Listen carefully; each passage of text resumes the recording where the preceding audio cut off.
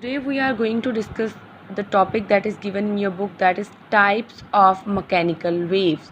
In our previous lecture we have discussed what are mechanical waves.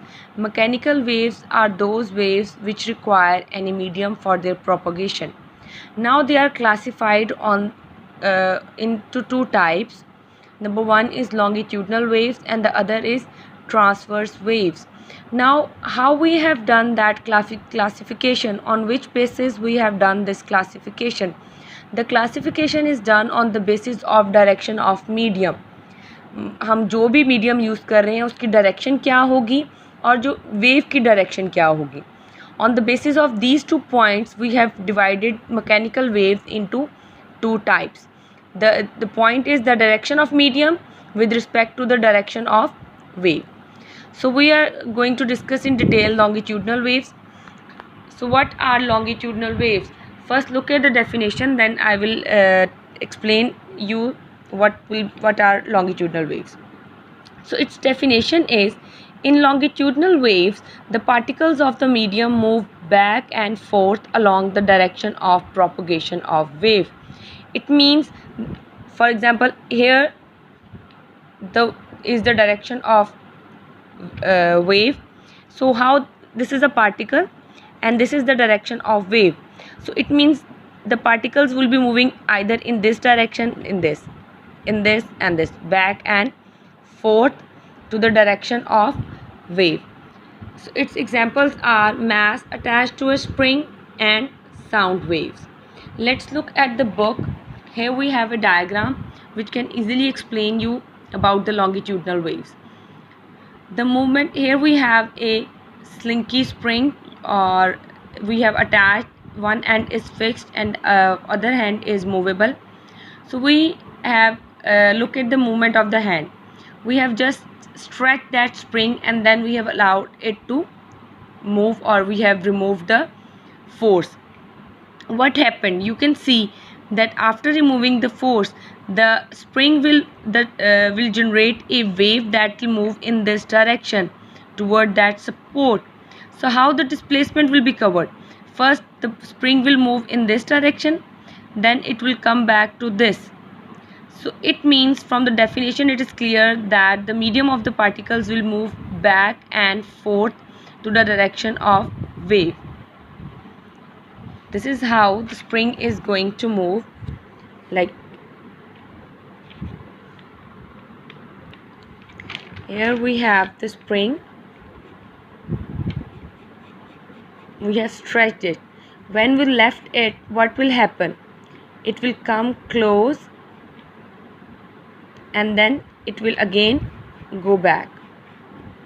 This is how the vibration will be done around the mean position. This will happen in longitudinal waves. Now there are few terms that we will learn under longitudinal waves. Okay, when you will see the spring, there are certain loops that are very close to each other, and then there are loops that are far apart from each other. So these regions in which the loops of the spring are close to each other, or you can say the medium of the particles are close to each other, are known as compressions. That part, that area of that spring is termed as compressions, while the part in which the loops are spaced apart is known as rarefaction. In this area the particles of the medium are also spaced apart from each other. This portion is known as rarefaction. So there are two terms that come under longitudinal waves, are the areas in which mediums are very close to each other, particles of the medium are very close to each other, that are known as compressions, and the other area in which particles of the medium are spaced apart, that is known as rarefaction. I have written the definitions, I will show you. First just get the concept. Then the distance between one compression and the other compression is known as wavelength, and we denote wavelength as lambda. This is the mathematical representation of, or denotion of, wavelength. Hope you are clear. So let's look at the method how we can write longitudinal waves. So we have read this part and then we will move further. Then we will tell the explanation. Here from the book, the last paragraph is the explanation. Longitudinal waves can be produced on spring placed on a smooth floor or a long bench. Fix one end of the slinky with a rigid support and hold the other end into your hand. Now give it a regular push or pull quickly in the direction of its length. Now what will happen is series of disturbance in the form of waves will start moving along the length of the slinky. Now here we have different regions. As we have discussed, we have different regions. The first region is compression. The region in which loops of the spring or particles of the medium are close together are called compressions. Then the other region, that is rarefaction, and we can also use a word expansions for them. If it comes in the paper to define expansions in a spring, so you can write the definition of rarefactions. The regions in which loops are spaced apart or particles of the medium are spaced apart are called rarefactions. Then, wavelength. The distance between two consecutive compressions or rarefactions is called wavelength. It is denoted by lambda.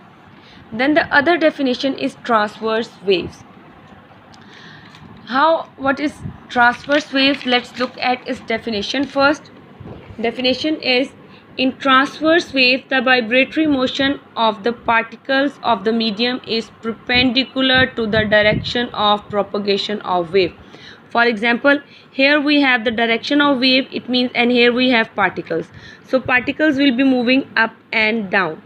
Do something come in your mind? We have just discussed such sort of example. Yes, when we have moved the rope attached to a fixed end.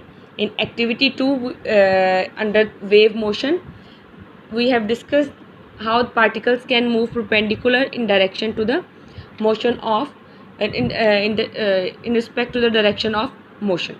So here we have two examples. First is waves on the surface of the water. These waves are example of transverse waves, and the other is waves produced in slinky by up and down movement.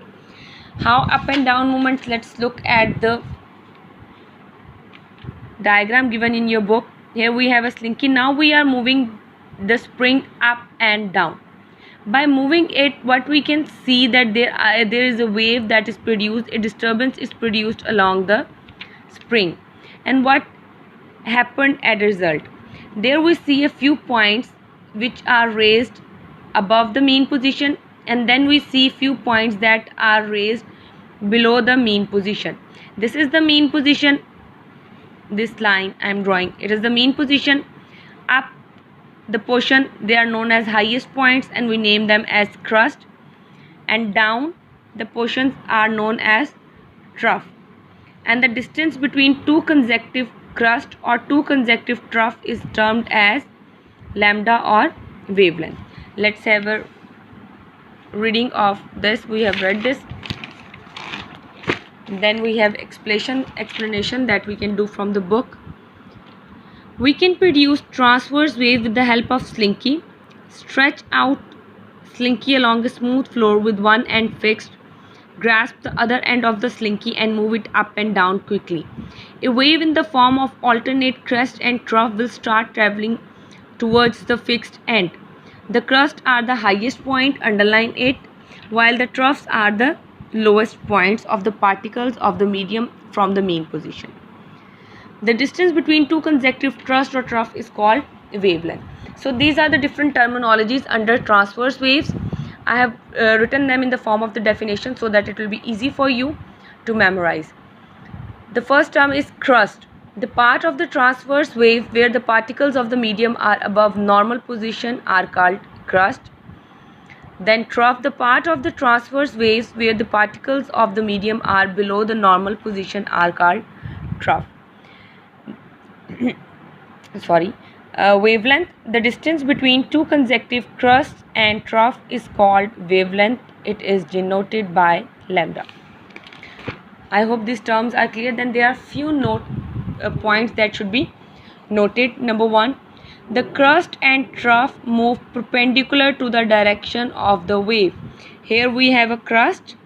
It means the body is moving up.